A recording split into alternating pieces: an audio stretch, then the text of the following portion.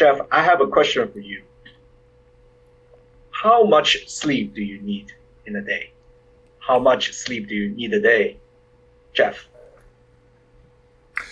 Fellow Toastmasters and most welcome guests, my name is Jeff, and today I will be speaking about the question that Jim asked me: how much sleep do people need in a day? I am very fortunate that my partner is a sleep therapist. So I definitely hear a lot about sleep science and sleep hygiene and sleep tips from them. And the research about sleep and how much do we actually need, it's shown that most adults need between 7 and 9 hours of sleep a night.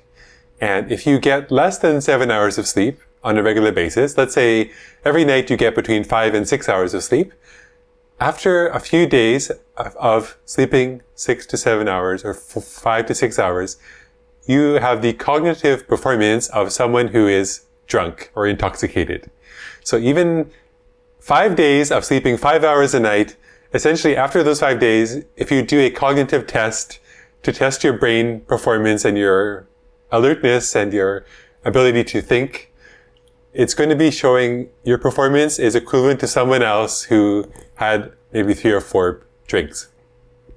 Interesting study, and it's amazing that many people don't realize that they could have much better performance in their life and their jobs and overall happiness if they got a consistent amount of sleep every day. The research about sleep is very concerning, and it's often a bit troublesome because the more you read about how important sleep is, the more anxiety you may have about trying to get to sleep because you worry that if I don't get to sleep now, I'm going to have less than 7 hours, so I'm going to be drunk tomorrow. So that anxiety of trying to force yourself to sleep actually causes you to stay awake. So the best thing about sleep is just to let sleep happen. Go to bed and don't worry about it. Just trust your body to fall asleep and then wake up at the same time every day so you'll be tired at nighttime. It's hard to say, just do this, but if you try too hard to sleep, you can't really force it to happen. Turn it back to you, Jim. Thanks for the question. Thank you, Jeff. That is a wonderful example of not getting enough sleep. Your cognitive performance is equivalent of having few drinks.